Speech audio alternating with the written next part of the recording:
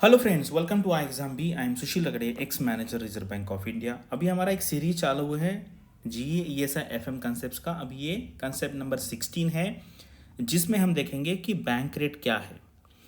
तो आगे देखने से पहले आपको यहाँ पे वीडियो स्टॉप करना है और नीचे कमेंट सेक्शन में मुझे बताना है कि बैंक रेट क्या है, आज के डेट में इसका सिग्निफिकेंस क्या है। और मैंने ये क्वेश्चन बहुत लोगों को पूछा है, मैंने आज तक सारे ऑर्गेनाइजेशन के लिए कम से कम 10,000 मॉक इंटरव्यू लिए होंगे। उसमें 90% स्टूडेंट्स को, कैंडिडेट्स को इस क्वेश्चन का आंसर नहीं पता है। और जो इन्फॉर्मेशन पता है बुक्स में और यहाँ पे गूगल इधर उधर बहुत पुरानी इन्फॉर्मेशन है, और वो क्या है मतलब ज़्यादा अपडेट नहीं रखते, क्योंकि जो लोग इससे एक्चुअली जानते हैं आरबीआई का काम कैसे होता है उन्हीं को ये चीज़ पता होती है। और जो स्टूडेंट ऐसे होते हैं, क्यूरियस होते हैं, वो ऐसी इन्फॉर्मेशन लेते हैं। लेकिन मैक्सिमम लोगों को इसका आंसर नहीं पता है। अगर आपको पता है और आपको कमेंट सेक्शन में नहीं भी लिखना है ना, तो आप साइड में आपके नोटबुक में लिख लो, क्योंकि ना खुद का टेस्टिंग करना बहुत इंपॉर्टेंट है।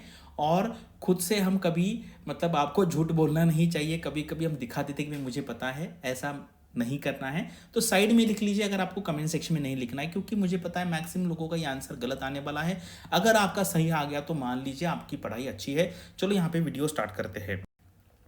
तो अगर कोई अगर पूछता है कि बैंक रेट क्या है, तो सबसे पहले ये तो बेसिक इन्फॉर्मेशन ये तो पता होना चाहिए। और 90% लोगों को ये चीज़ पता होती है कि बैंक रेट जो है वो 6.75 है।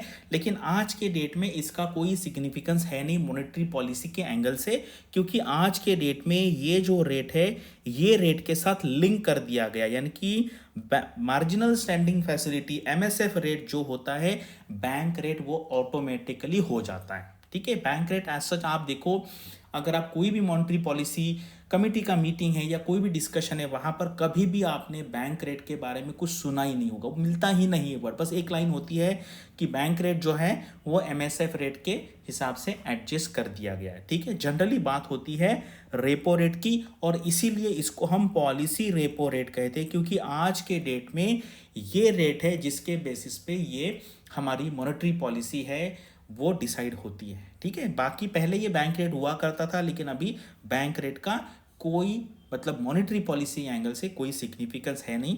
क्या सिग्निफिकेंस हम आगे देखेंगे। दो सर्कुलर मैं आपको दिखाऊंगा जो आरबीआई ने बहुत पहले पब्लिश किया था।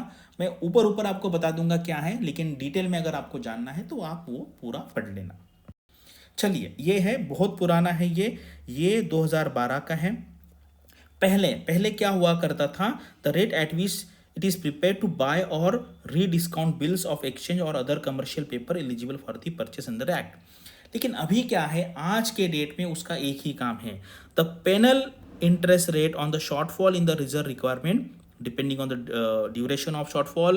The bank rate is also used for several other organizations as a reference rate for indexation purpose, as a reference rate. All penal interest rate shortfall in reserve requirements which are specifically linked to the bank rate will also stand revised as the indicated in the annex.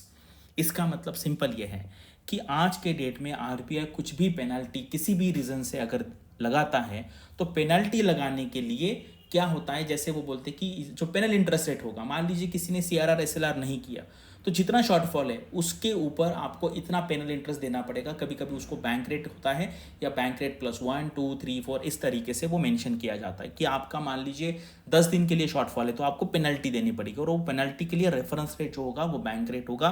बस इतना ही bank rate का आज के date में significance है, बाकी कुछ significance आज के डेट में इसका मॉनेटरी पॉलिसी के एंगल से नहीं है।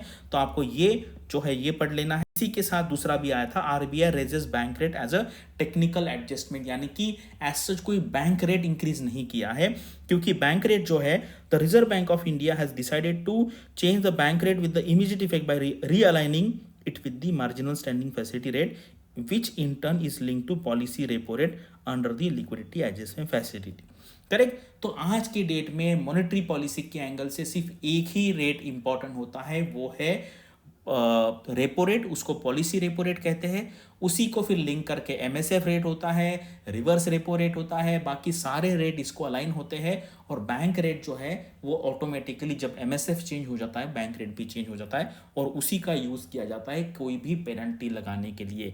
तो आज के डेट में अगर आपको कोई इंटरव्यू में पूछता है तो आपको पहले क्या था वो बताना है, डिस्काउंटिंग के लिए यूज़ किया जाता था, और अभी उसका जो पेनल्टी आरबीआई लगाता है अलग अलग मतलब जो शॉर्टफॉल होता है या कोई भी पेनल्टी होती है तो उसके लिए ये रेट प्लस समथिंग 1 2 3 4% करके वो पेनल्टी लगाई जाती है। तो ये सिग्निफिकेंस है बैंक रेट का। अदरवाइज जो रेपो रेट है उसको पॉलिसी रेपो रेट कहते हैं, उसी के बेसिस पे सारा मनी सप्लाई है, मॉनेटरी पॉलिसी, वो सारा एडजस्ट किया जाता है। मुझे लगता है कि आपको ये अभी समझ में आया होगा। और अभी आरबीआई की हमारी सारी बैचेस चालू है। अगर आपको ज्वाइन करना है, कोई भी कोर्स है, आरबीआई है, नाबार्ड है, सेबी का, तो आप यहाँ पे कॉल करके पूछ सकते हैं। अगर आपको कोई भी क्वेरी है, अगर आपको और भी नई नई कंसेप्ट सीखनी है तो कमेंट सेक्शन में पोस्ट कीजिए। अगर बहुत रिक्वेस्ट आती है वो कंसेप्ट की तो मैं आगे आने वीडियोज़ में वो कवर करूँगा। Thanks for watching this video and all the best for your studies and upcoming examinations.